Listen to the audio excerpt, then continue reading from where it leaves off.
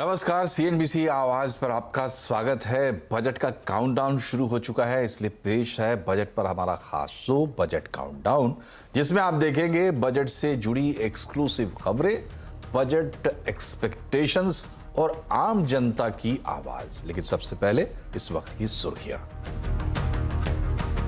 Colocation मामले में NSE की बड़ी राहत। सैट ने 625 करोड़ की वसूली का आदेश पलटा। कहा एनएसई ने नहीं कमाया कोई अवैध लाभ, सिर्फ भरना होगा 100 करोड़ का जुर्माना। शानदार ग्लोबल संकेतों से बाजार में रौनक। सेंसेक्स 320 और निफ्टी 91 पॉइंट चढ़कर बंद। आईटी, बैंकिंग, ऑटो, फार्मा में खरीदारी। एफएमसीजी, पीएससी शेयरों में तेजी। नकली हॉलमार्किंग वाली 3.25 किलो ज्वेलरी जब्त। मुंबई के झवेरी बाजार समेत 6 जगहों पर बीआईएस के छापे। 1.5 करोड़ है जब्त गहनों की कीमत। और एसपी नेता स्वामी प्रसाद मौर्य ने की रामचरितमानस पर आपत्तिजनक टिप्पणी और इसे हटाने की मांग। साधु संतों ने की निंदा। बीजेपी ने की मौर्य को पर कार्रवाई की मांग। ये थी इस वक्त की सुर्खियां और अब देखते हैं बजट हेडलाइंस। बजट में पर्यटन को इंडस्ट्री का दर्जा देने पर विचार। पर्यटन मंत्रालय ने की सिफारिश। इंडस्ट्री का दर्जा मिलने से मिलेगा बड़ा बूस्ट। जीएसटी में भी सुधार चाहती है इंडस्ट्री।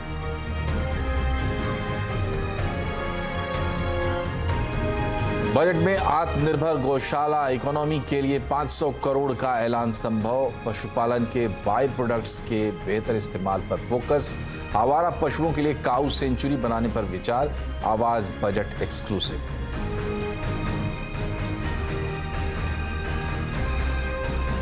ऑटो इंडस्ट्री को बजट में बड़े बूस्ट की उम्मीद। फेम पॉलिसी जारी रखने और जीएसटी में राहत देने की मांग।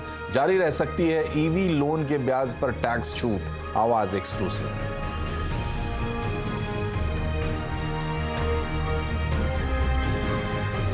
और ग्लोबल मंदी की आहट से एक्सपोर्ट सेक्टर में घबराहट। वित्त मंत्री से ऊंची ब्याज दरों से राहत की मांग। बजट में उठाए रॉ मटेरियल सस्ता करने वाले कदम।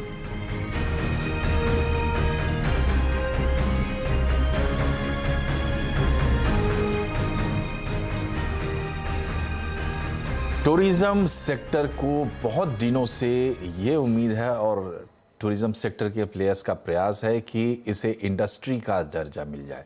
अगर इंडस्ट्री का दर्जा मिलता है तो सेक्टर के लिए बड़ी बात होगी, क्योंकि एक्सपोर्ट में और तमाम तरह के फाइनेंसिंग में सुविधाएं जो है वो बढ़ जाएंगी। इस बार जो इशारे मिल रहे हैं उसके मुताबिक शायद टूरिज्म इंडस्ट्री की ये मांग पूरी हो जाए और उसे इंडस्ट्री का दर्जा मिल जाए। खबर लेकर आए हैं रोहन सिंह। बताएं रोहन, कैसे किस आधार पर यह खबर बन रही है कि इस बार शायद पर्यटन को इंडस्ट्री का दर्जा मिल जाए? जी, आगामी बजट में टूरिज्म को खासा बूस्ट मिल सकता है। टूरिज्म मंत्रालय की तरफ से जो सिफारिश की गई है उसमें टूरिज्म को इंडस्ट्री का स्टेटस देना सबसे प्रमुखता से रखा गया है और इससे जो फायदे गिनाए गए हैं वो ये है कि इससे इंफ्रास्ट्रक्चर जो है वो बढ़ेगा। टूर ऑपरेटर्स और टूरिज्म से जुड़े जो लोग हैं उनको आसान लोन मिल सकेगा। इसके अलावा इन्वेस्टमेंट इस क्षेत्र में बढ़ेगा। तो इस पर खास तौर पर टूरिज्म को इंफ्रास्ट्रक्चर का स्टेटस देने पर खास तौर पर जो है सरकार गंभीरता से विचार कर रही है। इसके अलावा कुछ और मांगे हैं जो कि टूर ऑपरेटर्स जो है उनकी एसोसिएशन की तरफ से रखी गई है, जिसमें कि जीएसटी जो स्ट्रक्चर है उसको रेशनलाइज करने की बात कही गई है। इसके अलावा जो विदेशी सैलानी आते हैं उनको टूरिज्म और सर्विसेज में जो जीएसटी लगता है उससे एग्जेम्प्ट करने की बात करी है। हालांकि इस पर जो फैसला है वो अल्टीमेटली जीएसटी काउंसिल को लेना है, लेकिन सिफारिशों में ये भी रखा गया है। इसके अलावा एक और जो मांग रखी गई है वो है कि जो एक्सपोर्ट ऑफ सर्विसेज, जिस तरह से आईटी सेक्टर को दर्जा मिला हुआ है वही दर्जा टूरिज्म सेक्टर को भी दिया जाए, ताकि जो एक्सपोर्टर्स की जो बेनिफिट्स हैं वो भी टूरिज्म सेक्टर के जो लोग उठा सके। तो ऐसे कुछ विचार है जो कि प्रस्ताव है जो कि बजट के लिए रखे गए हैं और इस पर सरकार काफी गंभीरता से विचार कर रही है। जी, तो सरकार गंभीरता से विचार कर रही है। बहुत बहुत शुक्रिया आपका रोहन। और अगर ये कदम सरकार इस बार बजट में उठाती है तो ये बनेगी उस दिन की बड़ी हेडलाइन। बढ़ते हैं आगे और बात करते हैं आत्मनिर्भर भारत में आत्मनिर्भर गौशाला इकोनॉमी की। दरअसल आवारा पशुओं, स्ट्रे कैटल की बात आपने भी सुनी होगी। अब सरकार जो तैयारी कर रही है, उससे तो ये लगता है कि ना सिर्फ आवारा पशुओं की समस्या का समाधान होगा, बल्कि इससे एक नया इकोनॉमिक रास्ता भी तैयार करने की कोशिश सरकार कर रही है। सूत्रों के हवाले से ये एक्सक्लूसिव खबर लेकर आए हैं आलोक प्रियदर्शी, जो ये कहती है कि पशुधन का इस तरीके से इस्तेमाल किया जाएगा कि उससे किसानों की आय बढ़ेगी और खेती की लागत घटेगी। इसके लिए सरकार 500 करोड़ रुपए का प्रावधान भी करने वाली है। आलोक, बताएं क्या है आपकी एक्सक्लूसिव खबर? बिल्कुल, देखिए, गौशाला आधारित अर्थव्यवस्था को बढ़ावा देने के लिए सरकार बजट में बड़ा ऐलान कर सकती है। सीएनबीसी आवाज को सूत्रों से जानकारी मिली है कि एनिमल हस्बेंड्री मिनिस्ट्री के प्रपोजल को करीब 500 करोड़ रुपए का एलोकेशन किया जा सकता है, जिसके जरिए मिल्क को छोड़कर जितने भी काउ बेस्ड प्रोडक्ट्स होते हैं, बायो प्रोडक्ट्स होते हैं, उनको डेवलपमेंट और उनके रिसर्च के लिए सरकार इस राशि का इस्तेमाल कर सकती है। इसमें खासतौर से अगर प्रोडक्ट की बात करें तो इसमें bio CNG, organic fertiliser, organic polymer, जिससे कि खासतौर से आजकल पेंट और वार्निश जैसी चीज़ें बनती हैं, उनके डेवलपमेंट पे जोर दिया जा सकता है। इसके अलावा जो livestock tourism parks, cow sanctuary और जो R&D फैसिलिटी होती है, उसके सेटअप पर भी इस राशि का इस्तेमाल किया जा सकता है। दरअसल सरकार की मंशा यही है कि जो आज खासतौर से जो स्ट्रे कैटल की प्रॉब्लम्स है, उसको किस तरह से दूर की जाए और साथ ही साथ किसानों को जो खेती में लागत आती है उसमें कमी लाई जाए और साथ ही साथ किसानों की आय को बढ़ाने पर भी जोर दिया जाए।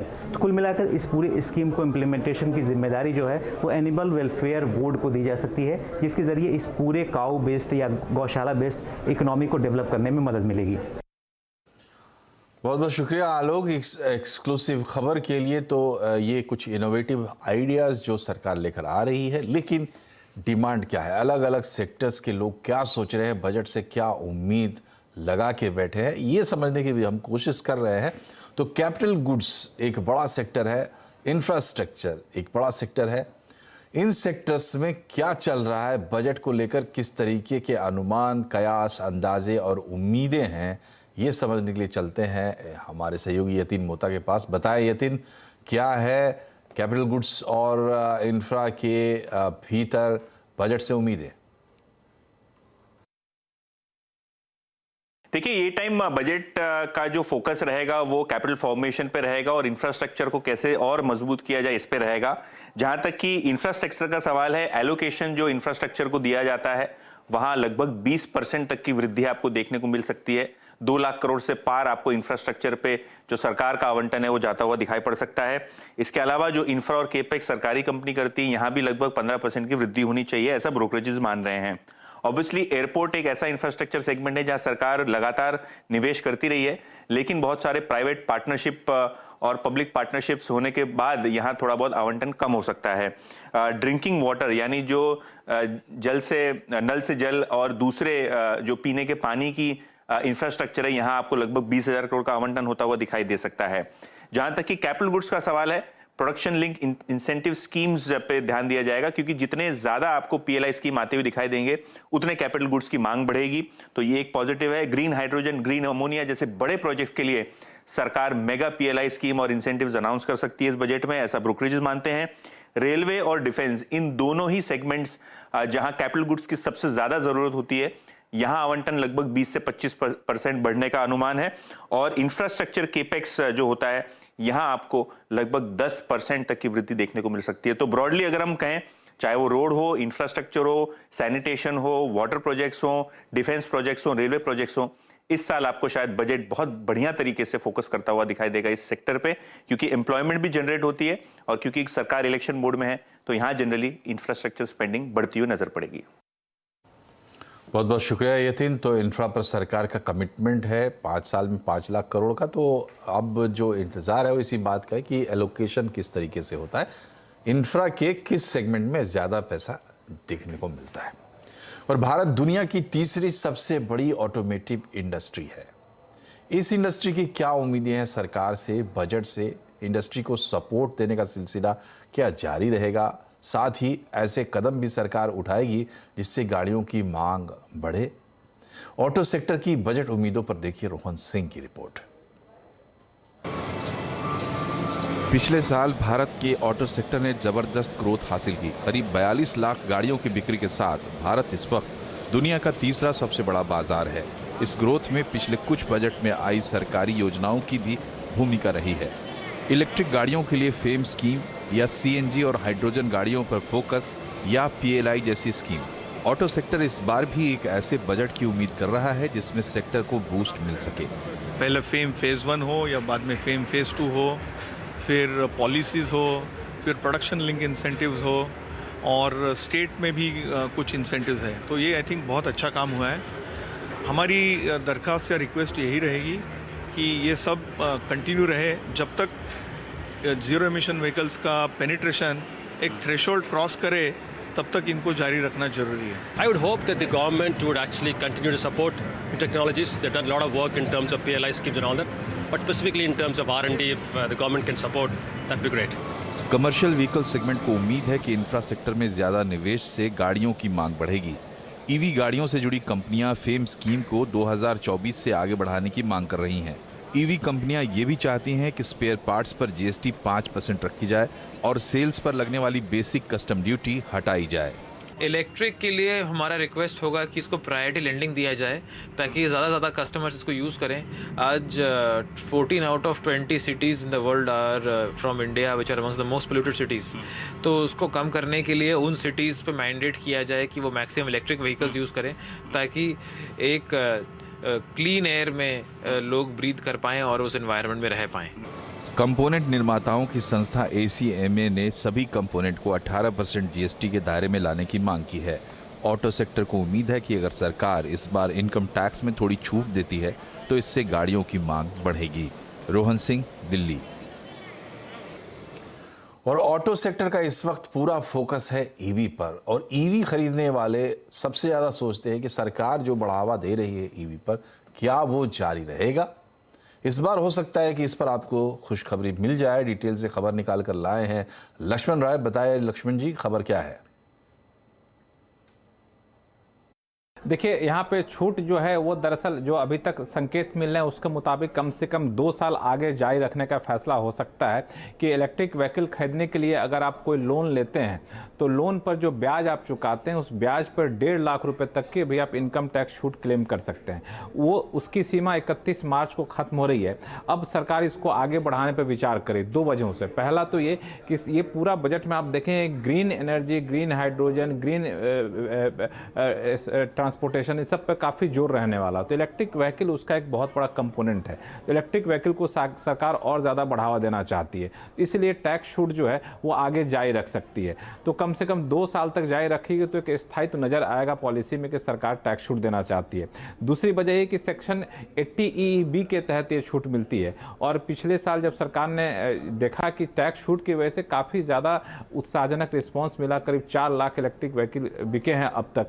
अब उम्मीद है कि ये बढ़ के 6 लाख तक हो जाएगा चालू कारोबारी साल खत्म होते होते। तो इसको आने वाले दिन में और ज़्यादा बढ़ाना चाहती है। आपने देखा ऑटो एक्सपो में कितने इलेक्ट्रिक व्हीकल का यहाँ पे शोकेस किया जा रहा था, यानी कंपनियां भी तैयार हैं। तो सरकार एक पुश देना चाहती है इलेक्ट्रिक व्हीकल को, और इसमें टैक्स छूट की सीमा, समय सीमा बढ़ता हुआ आप देख सकते हैं। बजट में इसकी संभावना काफ़ी ज़्यादा है। ब्रेक के बाद एक बार फिर से आपका स्वागत है बजट पर हमारे खास शो बजट काउंटडाउन में। वित्त मंत्री की बजट से एमएसएमई सेक्टर यानी छोटे कारोबारियों की क्या है उम्मीदें, क्या है मांगे। ग्रेटर नोएडा इंडस्ट्रियल एरिया से हमारे संवाददाता आलोक प्रियदर्शी ने एमएसएमई कारोबारियों से बातचीत की है। एमएसएमई अपने लिए सस्ता लोन मांग रहे हैं और कह रहे हैं कि कंप्लायंस बर्डन थोड़ा कम किया जाए।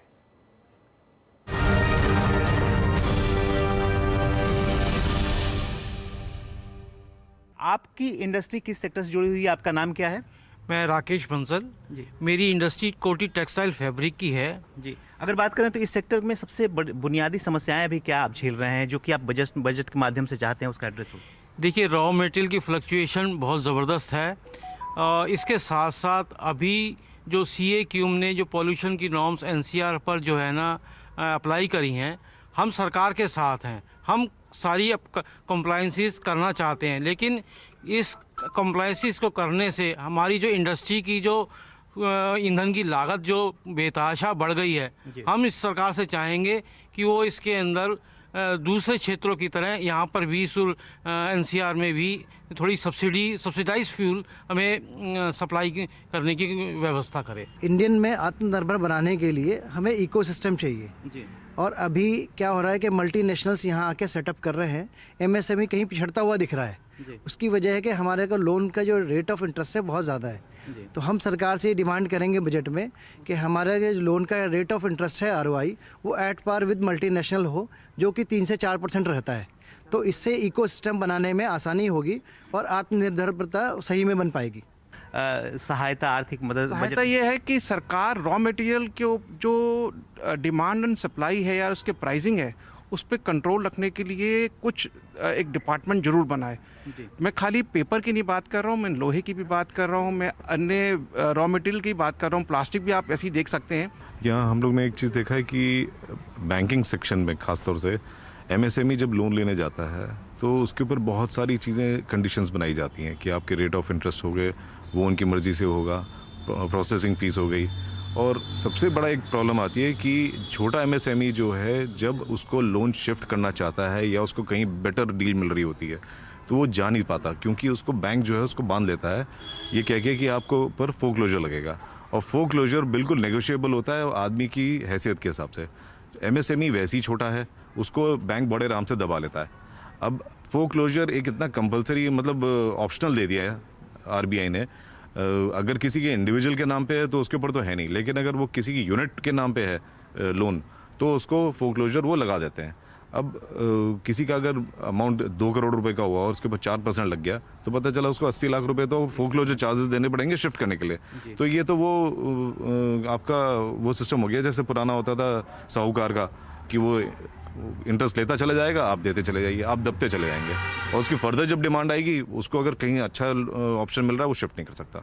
तो ये एक बहुत बड़ी इशू है फोरक्लोजर का, जो कि इनको कंपलसरी हटा देना चाहिए। काफ़ी बड़ी समस्या है इसके लिए थोड़ी सी और हमको ये होना चाहिए, सपोर्ट मिलनी चाहिए गवर्नमेंट की तरफ से, हमारी पेमेंट जल्दी से जल्दी मिले। और जैसे भी आपने वो कंफर्म किया था उसके लिए मतलब स्कीम्स के लिए, एमएसएमई स्कीम्स के लिए हमको एक ऐसी हेल्प डेस्क चाहिए। आज की डेट में अगर आप प्रैक्टिकली देखेंगे जितने भी मतलब स्मॉल स्केल इंडस्ट्री है उन तक स्कीम नहीं पहुंच पाती। इवन अगर आप जितने मर्जी एफर्ट्स कर लो, जितने पेपर वर्क पूरे कंप्लीट कर लो, पूरा प्रोसीजर कर लो, उसके बाद भी आपको ये स्कीम नहीं मिल पाती जी।